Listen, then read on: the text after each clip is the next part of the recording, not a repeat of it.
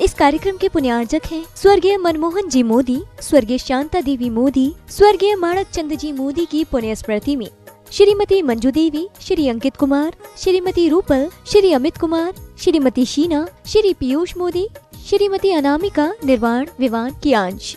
Firm स्वास्तिक fashion Nimbahera, जिला चित्तौड़गढ़, राजस्थान।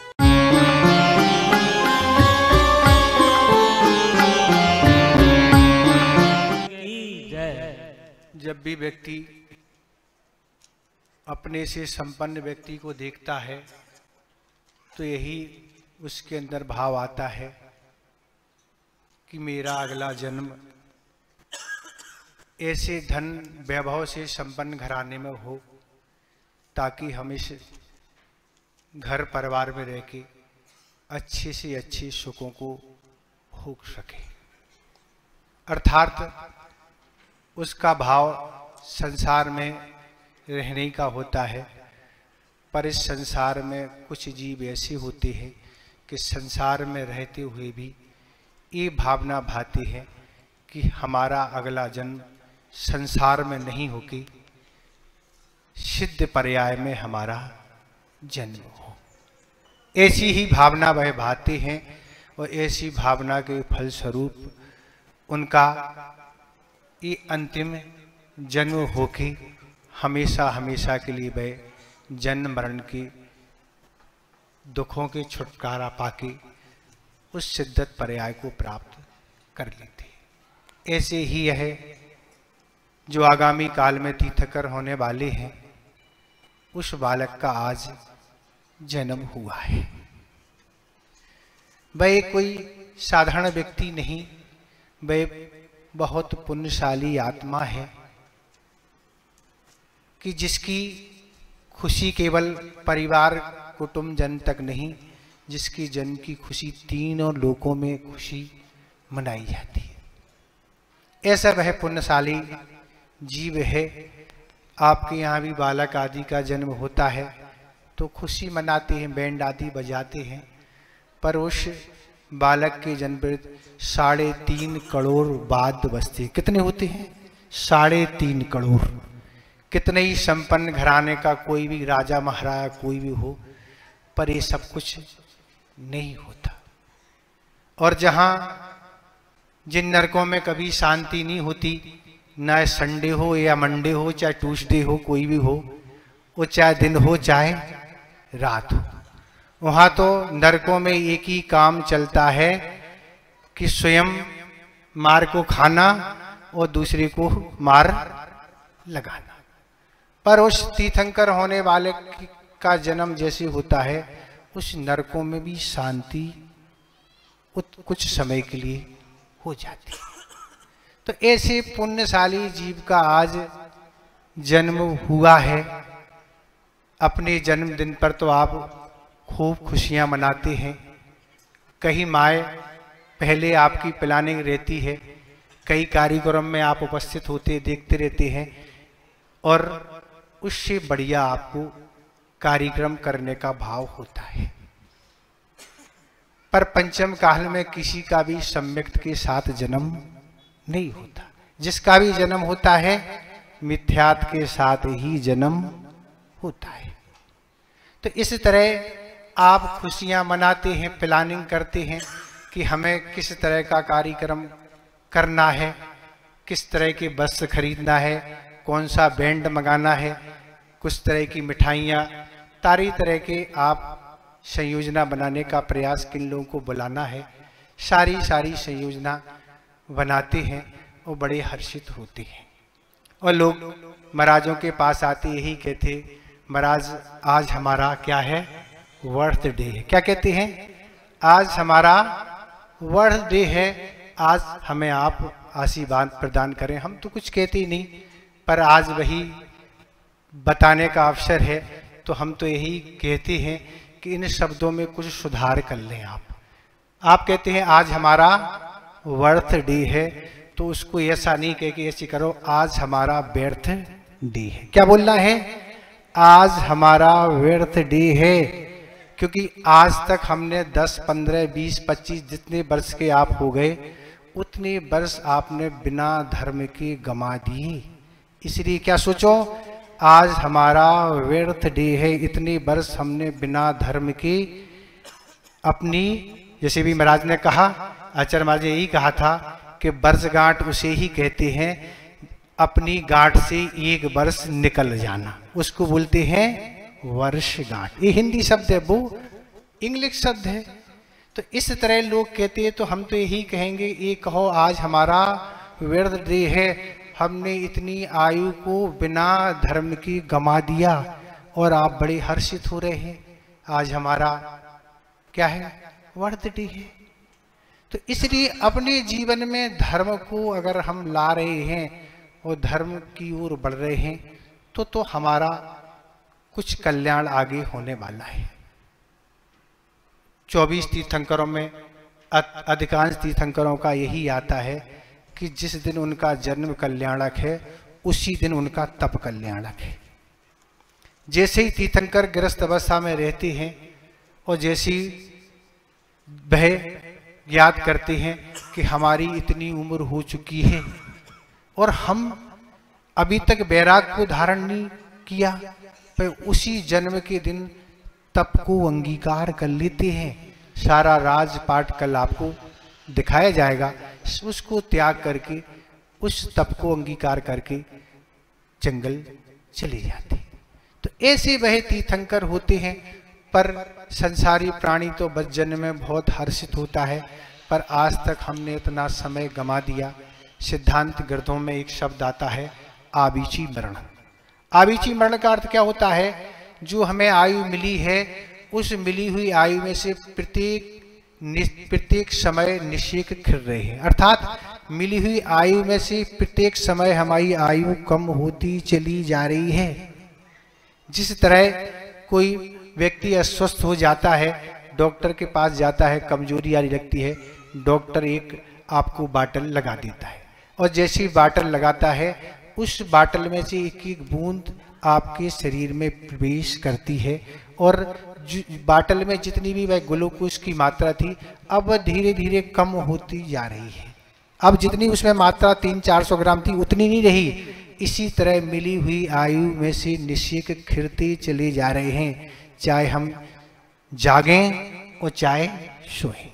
तो निरंतर वह मिली हुई आयु कम होती जा रही है। मतलब आबीची मरण का अर्थ होता है प्रत्येक समय हमारा मरण हो रहा है। देव और नारकियों का तो अकाल मरण नहीं होता, जितनी भी उनको आयु मिलती है वो उनको भोगना पड़ती है, पर मनुष्य और तिरंचों का कोई नियम नहीं है। अकाल में भी मरण हो सकता है और पूर्ण आयु भोग कर भी मरण हो सकता है। तो ऐसा मनुष्य और तिरंचों का कोई नियम नहीं, कभी भी हो सकती है। जिस तरह आप घरों में रसोई घर में गैस का सिलेंडर लगाते हैं, उस पर आप डेट डाल देते हैं, इस डेट को आपने लगाया, 1 माह ये सिलेंडर चलेगा, आप अनुमान लगा लेते हैं। पर वह सिलेंडर 2-3 दिन में लगाया और फट गया या लीकेज हो गई उससे गैस, तो वह 2-3 दिन में ही वह सिलेंडर समाप्त हो जाता है। इसी तरह ही अकाल मरण कहलाता है। मिली हुई आयु कभी भी समाप्त हो सकती है। तो इस तरह का आज यह प्रसंग है। उस तीर्थंकर बालक का जन्म हुआ जिसका तो सब निश्चित है, नियम से उसको मुक्ति मिलना है, पर हम आपका कोई भी निश्चित नहीं है। तो जन्मदिन की खुशियां हम तो खूब सारी मनाते हैं, अच्छा से अच्छा मनाते हैं, पर जो पुण्य के लिए कारण है, ऐसे प्रभु होने वाले का आज जन्म हुआ, हमें कितना अंदर से उत्साह है। ये कोई काल्पनिक घटनाएं नहीं है। आप सोच रहे हो कोई कल्पना से कोई उपन्यास की कोई घटना हो, कोई सीरियल की घटना हो, नहीं। जो भी आचार्यों ने पुराण ग्रंथों में बताया है, प्रतिष्ठा ग्रंथों में जो लिखा है, उसी आधार पर ये कार्यक्रम बताए जाते हैं। ये कार्यक्रम बहुत छोटे रूप में भी हो सकते हैं, हो सकते ना, पर छोटे रूप होने से सब इससे शिक्षा प्राप्त नहीं कर पाएंगे। एक एक आप पूरे कल्याणकों में शिक्षाप्रद दृश्यों को देखें, बाकी आपको नाटकीय और मनोरंजक दृश्यों में तो बड़ा आनंद आता है, पर बैराग परक एक एक चित्र का आप चिंतन करें, देखें, विचार करें कि वह एक संसारी आत्मा जो हम आपके साथ रहती थी, वह इस संसार से ऊपर उठ के मोक्ष को प्राप्त कर लिया उसने। ये सारी स्थितियां हैं। तो ये कोई कल्पना नहीं है कि कल्पना से कोई रचना बनाई हो जिसको हम देख रहे हों। ये तो सत्य प्रमाणिक घटना है जो यह आत्मा इस परमात्मा का रूप धारण जिसने कर लिया। तो ऐसी यह आत्मा है कि ऐसी आत्मा का दर्शन होने के लिए लोग लालाए थे। देव लोग तो जानते हैं अवधि ज्ञान से कि उस आत्मा का जन्म होने वाला है। आचार्य महाराज ने सुनाया था कि जैसे तीर्थंकर प्रभु का उस बालक का जन्म होता है, पहले ही से देव लोग उस आंगन में जाके पहुंच जाते हैं, उन्हें अवधि ज्ञान से बोध हो जाता है। इस तरह की स्थितियां घटित होती हैं। पर कुछ लोग तो आज अपने मन की संतान नहीं होने से, आचार्य महाराज ने कहा था कि कुछ लोग तो आज अपने मन की संतान नहीं होने से उसको, उस संतान को गर्भ में ही समाप्त करा देते हैं। ऐसे कुकृत करने वाले जीव हैं। आज वर्तमान में ऐसे साधन और दवाइयां हैं जो संतान के टुकड़े टुकड़े हो जाते हैं, वह संतान वहीं समाप्त हो जाती है। ऐसे कुकृत करने से आचार्य लिखते हैं कि अगले जन्म में उनकी उस संतान की उपलब्धि नहीं होती है। ऐसे वह पाप का बंध कर लेते हैं। तो इस तरह आचार्य महाराज ने कहा था, हमें कभी किसी को जीवन देने का अधिकार नहीं है, तो जीवन लेने का भी अधिकार हमें नहीं है। ऐसा कृत्य कराते हैं और जीवन भर निसंतान होके अपने धन और समय को नष्ट करते हैं और समाज में भी उन्हें नीचा देखना पड़ता है। तो ऐसा कुकृत्य नहीं होना चाहिए किसी भी कीमत में। जो भी मिला है आपके पुण्य से मिला है, उसके भाग्य से सब कुछ अच्छा होगा, चाहे बेटा हो वो चाहे बेटी हो, कोई भी हो, संतान तो संतान है। इस तरह का किसी भी कृत्य करने का अधिकार नहीं है।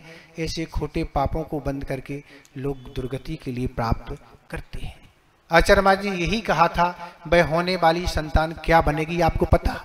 महावृतों को वह अंगीकार कर सकती है, आरिका भी बन सकती है, ब्रह्मचारिणी ब्रह्मचारी चुल्लक आदि बन सकती है। उसके पुण्य के भागीदार आप होंगे। अगर सहयोगी आप बनेंगे तो आपको भी पुण्य लगेगा। ऐसी वह संतान को आप समाप्त करा देते हैं। एक प्रसंग सुनने में मिला था, किसी माँ के गर्भ में बेटी थी और बेटी वह चाहती नहीं थी। माता पिता दोनों ने विचार किया कि इसको अलग करा दे।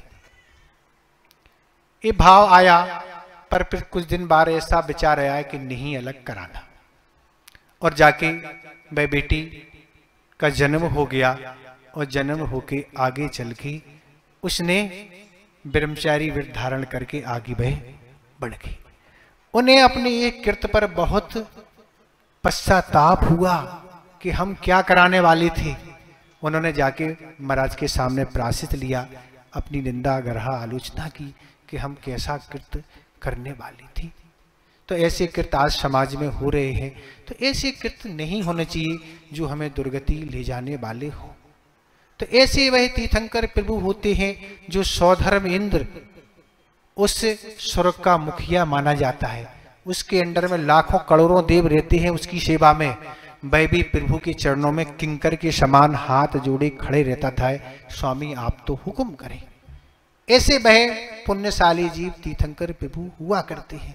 सौधर्मिंद बहुत बड़ी विभूति होती है, जिसके सानिध्य में ही पांचों कल्याणक मनाए जाते हैं। तरह निकल जाता। पर हम तो यही कहेंगे कि जीवन का वर्गीकरण तो करना ही चाहिए। जीवन के साथ दिन का भी वर्गीकरण होना चाहिए। अगर आपका दिन का वर्गीकरण नहीं होगा तो सुबह से शाम आपकी यूं निकल जाएगी। लेकिन आपका सुबह से शाम तक और शाम से सुबह तक का कार्यक्रम निश्चित होगा, नियम संयम से जुड़ा होगा, धार्मिक वातावरण से जुड़ा होगा, तो निश्चित है आपका अगला जीवन वैमानिक देवों में ही होगा। नहीं तो इस तरह से आप नहीं जुड़ते हैं तो बिल्कुल कभी भी खतरा आ सकता है और इस मनुष्य पर्याय को आप खो सकते हैं।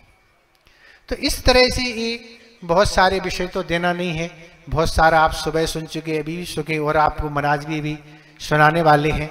तो इस तरह से ज़्यादा कुछ नहीं बनाना है, संक्षेप सार से आप तो इतने ही समझें कि ये कार्यक्रम आपको बड़े पुण्य और योग से मिले हैं। इन कार्यक्रम को अच्छे देखते हुए अपने आगामी जीवन को अच्छे बनाने के आपको प्रयास करना है।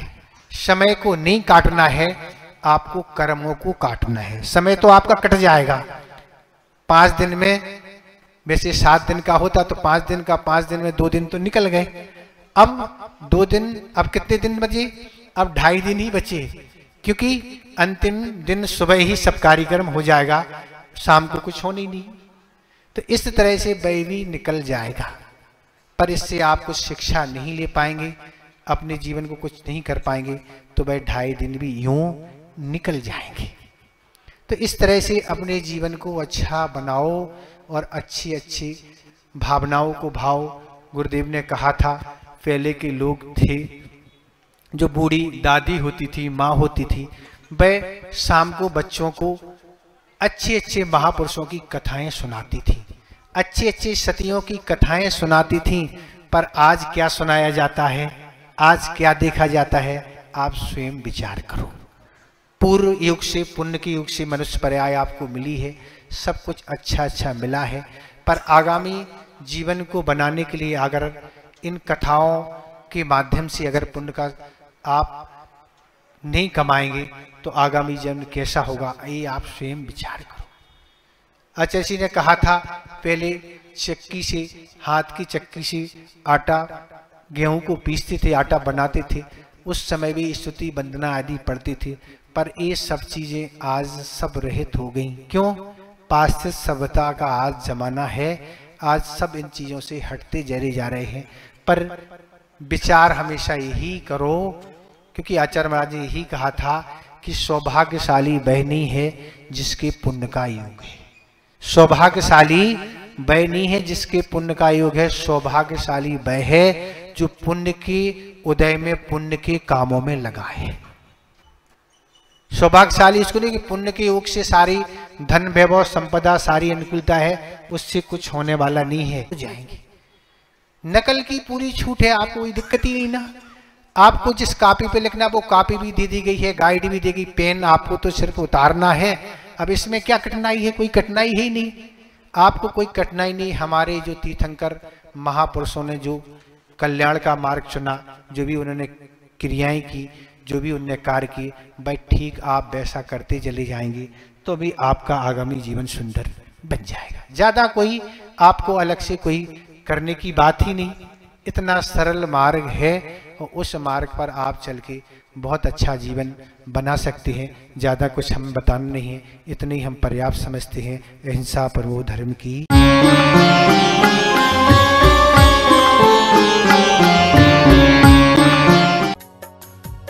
इस कार्यक्रम के पुण्यार्जक थे स्वर्गीय मनमोहन जी मोदी, स्वर्गीय शांता देवी मोदी, स्वर्गीय माणक चंद जी मोदी की पुण्य स्मृति में श्रीमती मंजू देवी, श्री अंकित कुमार, श्रीमती रूपल, श्री अमित कुमार, श्रीमती शीना, श्री पीयूष मोदी, श्रीमती अनामिका, निर्वाण विवान की अंश। फर्म स्वास्तिक फैशन निम्बाहेड़ा, जिला चित्तौड़गढ़, राजस्थान।